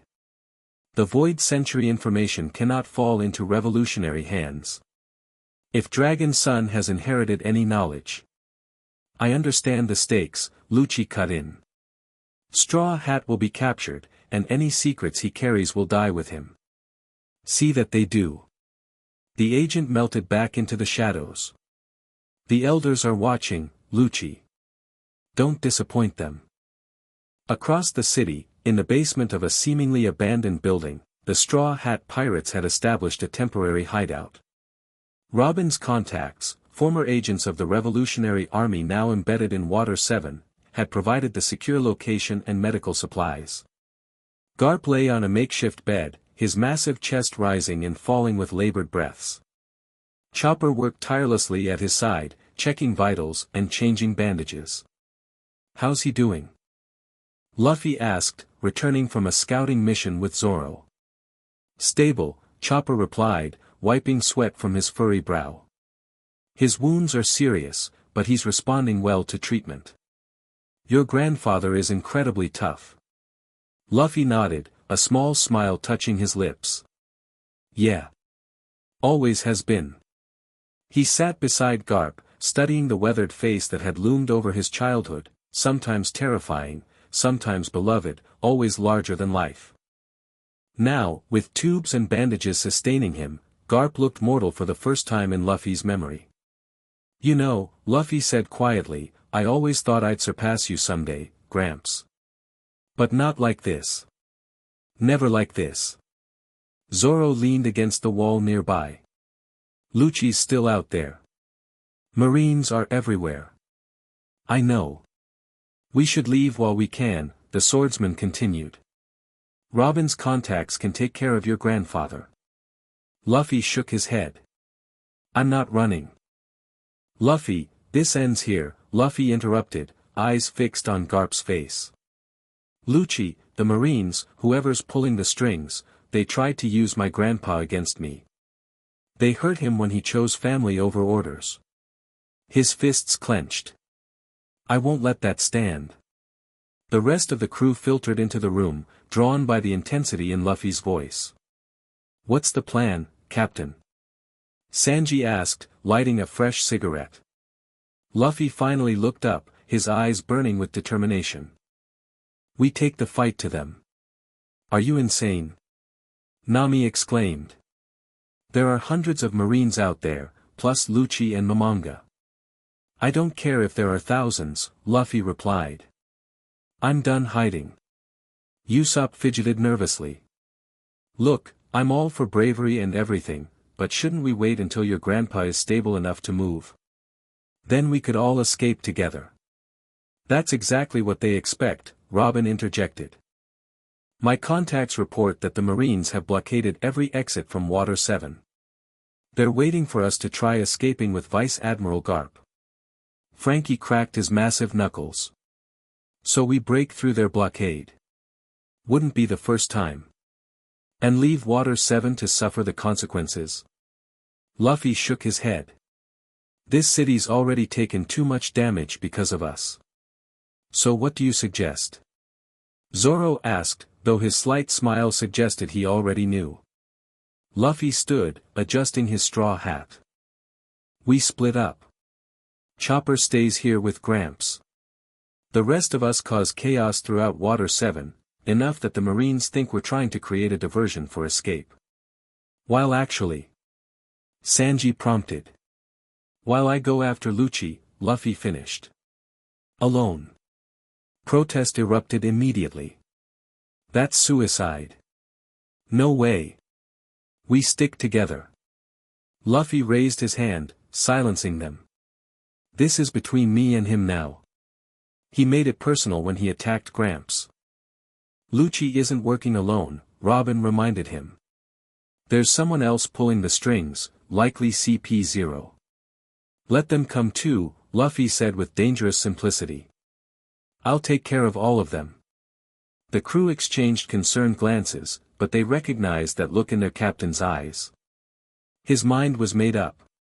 At least let me come with you, Zoro offered. Lucci's strong. Luffy shook his head. I need you leading the others. Make sure the Marines stay busy. A weak voice interrupted them. Stubborn, just like your father. All eyes turned to the bed, where Garp had awakened, his eyes cloudy with pain but alert. Gramps. Luffy rushed to his side. You should rest. And you should listen, to your friends, Garp countered, each word an effort. Lucci isn't, just after you. What do you mean? Robin asked, stepping closer. Garp's eyes found hers. The government believes. Roger told Dragon something, about the Void Century. Something they'd kill to keep secret. A collective intake of breath filled the room. The Void Century, the 100-year period missing from history, was the most closely guarded secret of the world government. But what does that have to do with Luffy? Nami asked. They think. Dragon might have told him, Garp explained, voice strengthening slightly. Or left him something, a message, a clue. That's ridiculous, Luffy scoffed. I haven't seen my dad since, well, ever. Garp managed a weak chuckle. Doesn't matter what's true, only what they believe. That explains the extreme response to Enies lobby, Robin mused. They're not just after Luffy for his actions, they fear what he might know. Or what he might learn, Garp added meaningfully, eyes locking with Robin's. Understanding passed between them. Robin, the archaeologist who could read the ancient poneglyphs, represented another path to the forbidden knowledge. So they want me and Robin, Luffy said, gears turning. Fine. That gives us leverage. Leverage? Chopper squeaked. Luffy nodded, a plan forming. Gramps, can you still contact Marine HQ? My den mushy, in my coat pocket. Sanji retrieved the snail phone from Garp's blood-stained coat. What are you thinking, Luffy? I'm thinking it's time I introduced myself to these Gorosei guys properly. Luffy's grin held no humor. Let them know exactly who they're dealing with. 2 hours later, in what remained of Galila headquarters, Lucci received an unexpected call on the secured marine line. This is Lucci. Hey, pigeon guy. Luffy's voice came through the den mushy, impossibly casual. Miss me? Lucci's expression remained unchanged, but his eyes sharpened. Straw Hat. Bold of you to call directly. Yeah, well, I'm a bold guy. Listen, I'm tired of playing hide and seek. Let's settle this. I assume you're offering yourself in exchange for your crew's safe passage. Luffy laughed. Nope. I'm offering you a chance to fight me one-on-one before my friends and I wreck every marine in Water 7. Lucci's lip curled slightly. Your arrogance is misplaced. You barely survived our last encounter. That was before you put a hole in my grandpa, Luffy replied, voice hardening. Things are different now. Where is Garp? Safe. And staying that way. Lucci considered his options. Straw Hat was impulsive, but not stupid. This call served some purpose beyond bravado. What are you proposing, exactly? Me and you. Dock 1. 1 hour. No Marines, no backup. Just us finishing what we started at Enies lobby. And why would I agree to such terms? Because if you don't, Luffy's voice turned deadly serious, I start sending pieces of what I know about the Void Century to every pirate crew in the Grand Line. Silence fell. The den mushy's expression mirrored Lucci's rare surprise. You're bluffing, Lucci finally said. You know nothing of the Void Century. Maybe, Luffy agreed cheerfully. Or maybe Dragon told me everything before I left Dawn Island. Wanna take that chance? I bet your bosses wouldn't be happy if you did. Another silence stretched between them. 1 hour, Lucci finally agreed. Doc 1. Come alone, Luffy warned. I'll know if you don't. The line went dead. Lucci set the receiver down slowly, mind calculating possibilities. The masked CP0 agent emerged from the shadows once more. You don't believe he actually knows anything? The agent asked. It doesn't matter, Lucci replied. This is our chance to capture him. He'll expect a trap. Of course. But his arrogance will override his caution. Lucci adjusted his tie. Prepare the special unit. When Straw Hat appears, I want him surrounded. The agent nodded. And his knowledge of the Void Century? A bluff, Lucci dismissed. But one we can't afford to ignore. Once captured, we'll extract any information he possesses, thoroughly. Back at their hideout, Luffy set down Garp's Den Mushi with a satisfied smile. He took the bait. That was a dangerous bluff, Robin cautioned. The world government takes the Void Century secret very seriously. Who says I was bluffing? Luffy replied with a wink. Nami rolled her eyes. Luffy, you don't know anything about the Void Century. Yeah, but they don't know that I don't know that. The crew collectively sighed at their captain's logic. Regardless, Zoro interjected, Lucci will expect a trap. He won't come alone. I'm counting on it, Luffy said, surprising them. That's why we're going to set our own trap first. For the next hour, they finalized their plan. Unlike Luffy's usual strategies, which typically amounted to punch the strongest guy really hard, this one involved timing, coordination, and, most surprisingly, subtlety. Are you sure about this?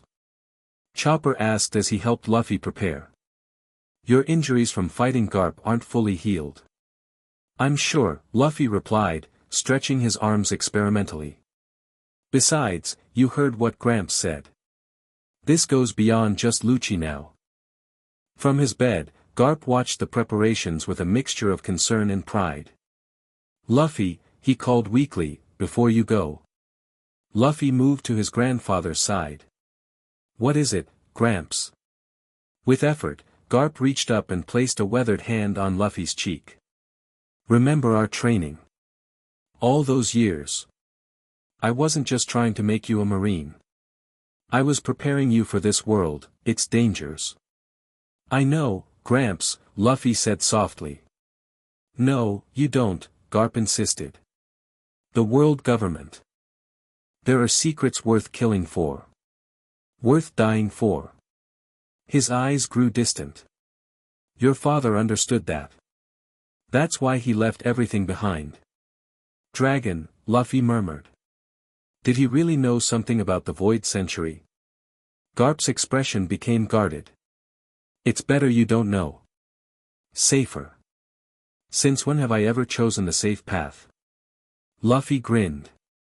A weak chuckle escaped Garp. Never. His expression sobered. Be careful, Luffy.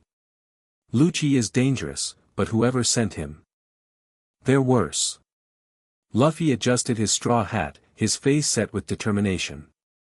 Don't worry about me, Gramps.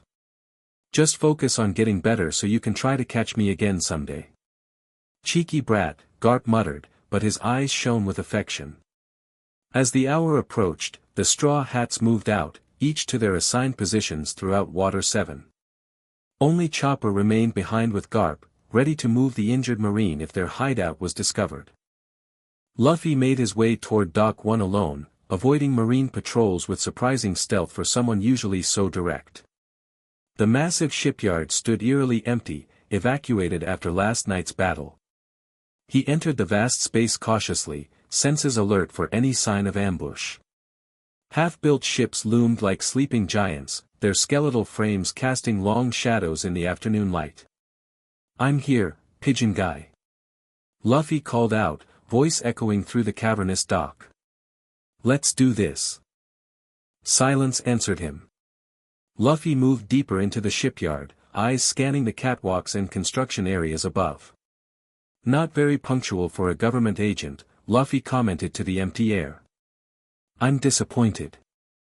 Punctuality is a courtesy extended to equals, Lucci's cold voice finally replied as he stepped from behind a mass of timber. Not to dead men walking.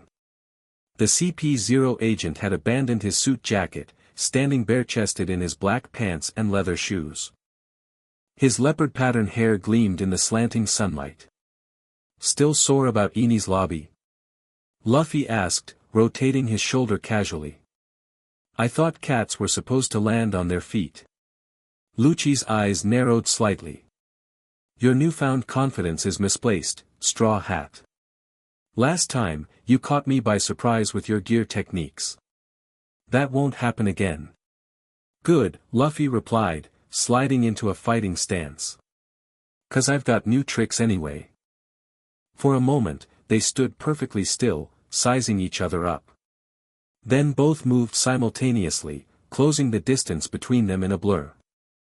Lucci transformed mid-lunge, his body expanding into his leopard-human hybrid form. Rankyaku.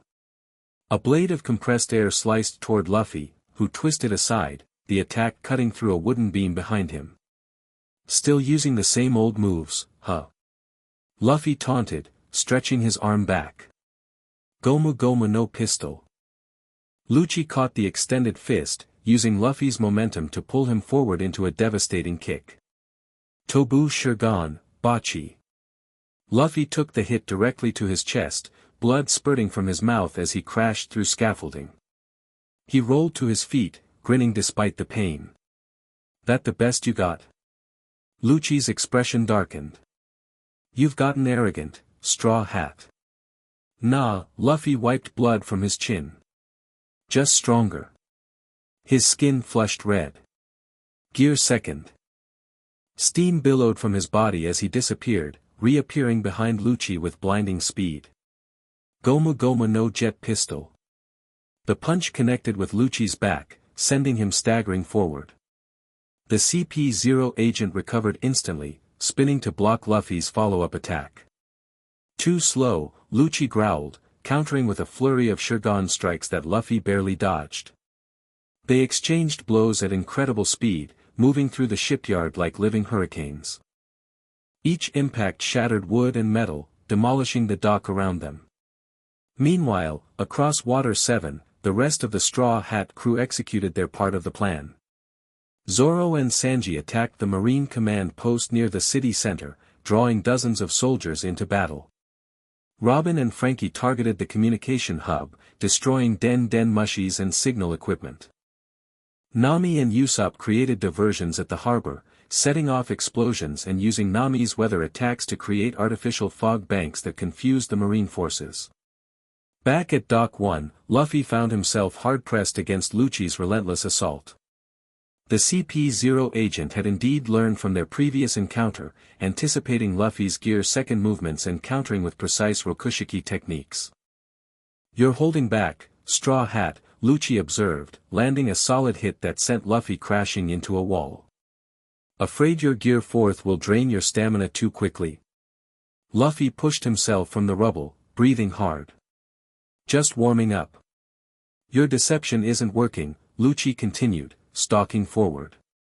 My men have already surrounded this dock. Your crew's distractions have been noted and countered. He gestured upward, where shadowy figures could be seen moving into position. It's over. Luffy glanced around, apparently noticing the encirclement for the first time. Ha! Guess you weren't planning to fight fair after all. Fair is a concept for children, Lucci replied coldly. We are engaged in war. War. Luffy laughed, the sound echoing through the vast space. This isn't war. This is you being scared. Lucci's expression darkened. I fear nothing, least of all you. Not me, Luffy clarified, his grin widening. What I might know. That's why your bosses sent you, right? The world government is terrified that their precious secret might get out. Enough talk, Lucci snapped, patience visibly thinning. Surrender now, or watch your crew die one by one. My crew? Luffy looked genuinely confused. They're not here. The pathetic distractions across the city aren't my crew, Luffy interrupted. Water 7 citizens volunteered to help. My friends are long gone by now. For the first time, uncertainty flickered across Lucci's face. You're lying. Am I? Luffy's grin turned predatory. Check your den mushi. See if your men have actually captured any of my crew. Lucci's hand moved to the small snail phone at his waist, but he stopped himself. Another deception. Maybe, Luffy agreed cheerfully. Or maybe while you were focused on me, my real plan was happening somewhere else entirely. Before Lucci could respond, an explosion rocked the far side of Water 7. Then another, and another, a series of coordinated blasts that had nothing to do with their battle. What have you done? Lucci demanded. Luffy's expression hardened. Created a real distraction. While you were watching me, Robin was freeing every prisoner you've taken from Water 7. Galila, Frankie family, civilians, everyone. Lucci's den mushi suddenly came to life, frantic voices reporting simultaneous attacks across the city. Marine forces were in disarray, overwhelmed by not just the Straw Hats but seemingly the entire population of Water 7. Impossible, Lucci growled. You made a mistake, pigeon guy, Luffy said, sliding back into a fighting stance. You hurt people who helped us. This city protected me when I was injured. Now I'm returning the favor. Lucci's face contorted with rage. It changes nothing. You're still trapped here with me. No, Luffy replied calmly. You're trapped here with me. Without warning, Luffy bit into his thumb. Gear 3rd. Air rushed into his arm, inflating it to massive proportions.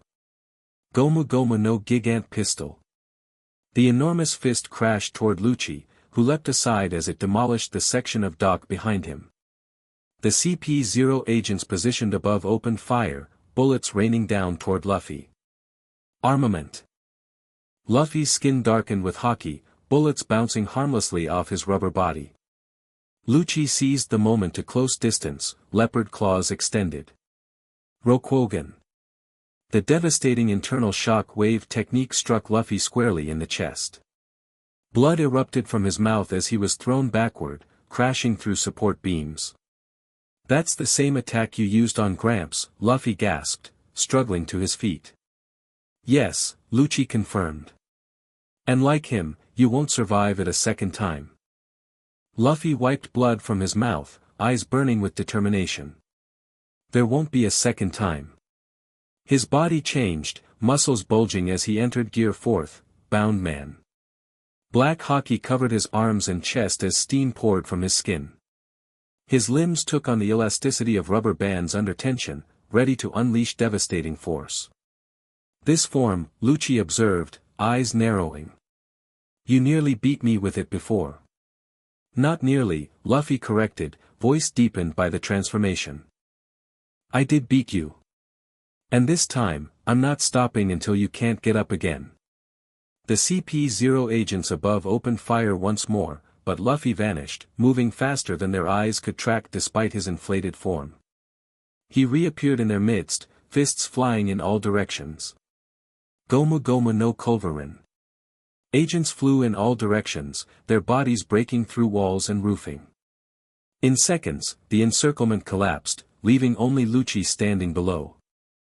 Your reinforcements are gone, Luffy called down, hovering in the air through the bouncing property of his Gear 4th form. Just you and me now.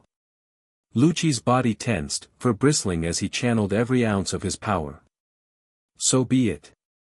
They clashed in mid-air, the impact creating a shockwave that shattered every window in the massive dock. Luffy's enhanced strength gave him the edge, each blow driving Lucci back despite the agent's masterful Rokushiki techniques. Gomu Gomu no Leo Bazooka. Luffy's massive arms shot forward, striking Lucci with catastrophic force. The CP-0 agent crashed through the dock floor, creating a massive crater. Water from the canal below began flooding in, quickly filling the destroyed shipyard. Luffy landed on a floating piece of debris, scanning for his opponent. The water churned as Lucci erupted from below, his leopard form soaked but his eyes burning with murderous intent. "I will not be humiliated again," he roared, launching himself at Luffy. "This isn't about humiliation," Luffy replied, meeting the charge head-on. "It's about justice."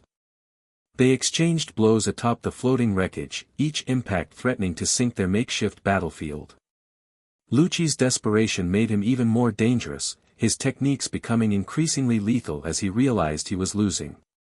"The government will never stop hunting you," Lucci snarled between attacks. "Not while the possibility remains that you know their secrets."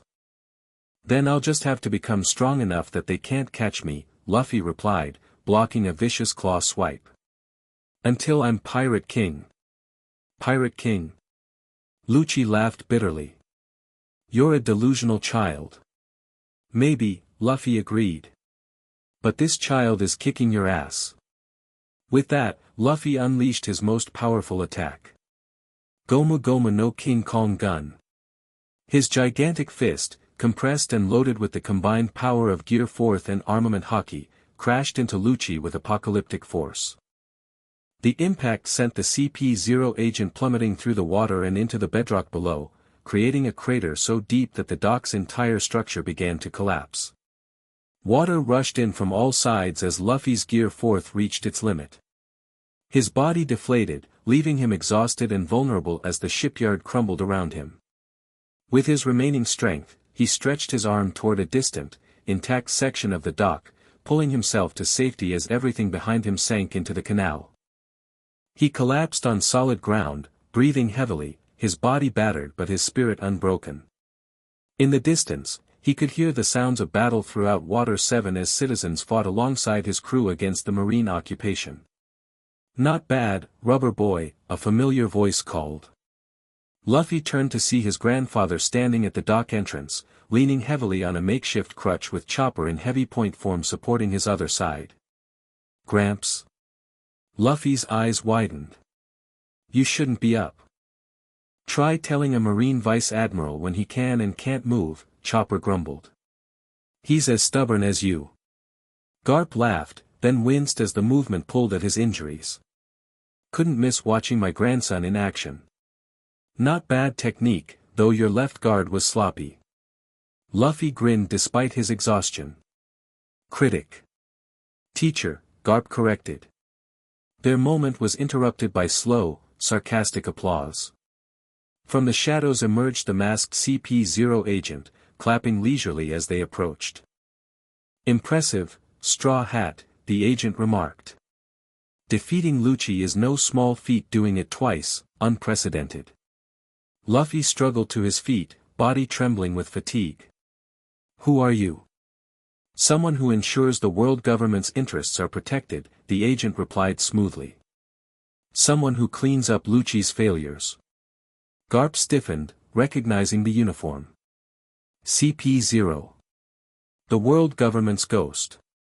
"Vice Admiral Garp," the agent acknowledged with a slight bow. "Recovered enough to commit treason properly, I see." "Protecting my grandson isn't treason," Garp growled. "It's family." "The distinction is irrelevant," the agent dismissed. "You've chosen your side. As has your son." Luffy stepped protectively in front of his grandfather. "You want me, not him." "On the contrary," the agent replied. "We want what you know. What your father may have told you. What Roger may have told him." "I told you, I don't know anything about the Void Century." Luffy insisted. The agent's eyes crinkled in what might have been a smile behind the mask. "Perhaps not consciously. But the blood of D runs in your veins. The knowledge may be there, waiting to be awakened." "D?" Luffy frowned. "You mean my middle initial?" Garp placed a hand on Luffy's shoulder. "It's more than that, boy. The will of D has opposed the world government since the Void Century itself." The CP-0 agent's head tilted. "How interesting. The hero of the Marines knows more than he should about ancient history." "I know enough," Garp replied grimly. Enough to recognize when the justice I've served all my life isn't justice at all. Your disillusionment is noted, the agent said coldly. But ultimately irrelevant. They turned to Luffy. The 5 elders want you brought to Mariewa, Straw Hat. Alive, preferably, but dead if necessary. Luffy's fists clenched. You're welcome to try. Oh, I won't be fighting you, the agent replied with amusement. Not in your current condition. That would be unsporting. Without warning, the agent moved with blinding speed, not toward Luffy but toward Garp. A gleaming blade appeared in their hand, aimed at the injured Vice Admiral's heart. Gramps! Luffy screamed, lunging forward despite his exhaustion. Time seemed to slow. The blade descended toward Garp, who stood his ground, too injured to dodge. Chopper transformed to guard point, trying to interpose his furry body. And then something unexpected happened. The air itself seemed to split, a wave of invisible force emanating from Luffy. The CP0 agent froze mid-strike, eyes widening behind their mask. What? They gasped, stumbling backward. Garp stared at his grandson in shock. Luffy, you just used Conqueror's Hockey, the CP0 agent finished, genuine fear coloring their voice for the first time. And not just any manifestation. A focused, controlled burst. Luffy stood protectively before Garp, unaware of exactly what he'd done but recognizing its effect. Stay away from my grandfather. The agent retreated another step, reassessing the situation. The reports were accurate. Your potential is concerning. More than concerning, a new voice called from above. Everyone looked up to see the rest of the Straw Hat crew arriving, led by Zoro and Sanji. They jumped down to surround Luffy protectively, weapons ready. The Marines are in retreat, Robin reported. Water 7 citizens have reclaimed the city. And we've got the Sunny ready to sail when you give the word, Captain, Frankie added. The CP0 agent looked around, calculating odds. This isn't over, Straw Hat. The secret of the Void Century will remain buried. For now, Robin replied calmly. But history has a way of revealing itself, no matter how desperately some try to hide it. With surprising grace, the agent backed away. We'll meet again, Monkey D. Luffy. Sooner than you think. With that, they vanished in a blur of movement, disappearing into the shadows. Should we go after them? Zoro asked, hand on his swords. Luffy shook his head, the adrenaline fading as exhaustion took over. No. We've done enough fighting for today. He turned to his grandfather, who was looking at him with an expression Luffy had never seen before, something between pride, fear, and wonder. Gramps? You okay? Garp nodded slowly. You really are his son, aren't you? He glanced down at the straw hat that had somehow remained on Luffy's head throughout the battle. And his successor? Whose? Luffy asked. Dad's? No. Garp's weathered face broke into a smile. Roger's. Hours later, as night fell over Water 7, the Straw Hats gathered aboard the Thousand Sunny, prepared for departure. The city had been reclaimed, marine forces driven out by the combined efforts of the pirates and citizens. Iceberg and Polly stood on the dock, saying their farewells. Behind them, repairs were already underway, Water 7's resilient population rebuilding what had been destroyed. You've caused quite a stir, Iceberg remarked dryly. The world government won't forgive this easily. Let them try, Frankie boasted from the ship's railing. We kicked their asses once, we'll do it again. Polly grinned around his cigar. Just don't come back anytime soon. We'd like to finish repairs before the next disaster hits. On the Sunny's deck, Garp sat propped against the mast, still recovering but insistent on being present for the departure. Luffy sat cross-legged beside him, the two sharing a rare moment of peace. You sure you won't come with us, Gramps? Luffy asked. The Marines might not welcome you back after all this. Garp laughed, wincing as the movement pulled at his bandaged chest. Running away with pirates? Not my style, boy. His expression sobered. Besides, someone needs to tell Sengoku what really happened here. The Marines need to know what CP0 is doing in their name. Will they listen? Some will. Garp's weathered hand rested on Luffy's shoulder. The Marines aren't evil, Luffy. Most joined to protect people, just like I did. But the world government. He trailed off, expression darkening. Has secrets worth killing for, Luffy finished, recalling Garp's earlier words. Garp nodded. And now they think you're a threat to those secrets. Am I? The old Marine studied his grandson thoughtfully. Maybe. Not because of what you know, but because of what you might discover. His eyes flicked to Robin, who was helping Chopper organize medical supplies nearby. You've surrounded yourself with dangerous allies, Luffy. The best kind, Luffy grinned. Yeah, Garp agreed surprisingly. Maybe they are. A comfortable silence fell between them. Finally, Garp spoke again, his voice unusually gentle. I owe you an apology, Luffy. Luffy blinked in surprise. For what? For trying to force you to be something you're not.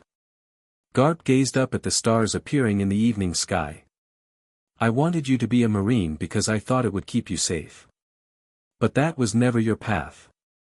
Nope, Luffy agreed cheerfully. I'm gonna be Pirate King, Garp finished with a resigned smile. Yeah, I know. He adjusted his position, wincing at the pain. Your father would be proud, you know. Whatever path you choose. Luffy's eyes widened. Garp had never spoken of Dragon this way before. You think so? I know so, Garp replied firmly. He made his choice, just like you made yours. A familiar mischievous glint appeared in his eye. Doesn't mean I won't try to capture you next time we meet, though. Luffy laughed. I'd expect nothing less, Gramps. As the crew made final preparations to depart, Garp struggled to his feet, waving off Chopper's protests. He stood at the railing, looking out over Water 7, his marine coat conspicuously absent. Where will you go? He asked Luffy, who joined him at the rail. Wherever the next adventure is, Luffy replied simply. The new world is waiting. Garp nodded. It's a dangerous place, even more than paradise.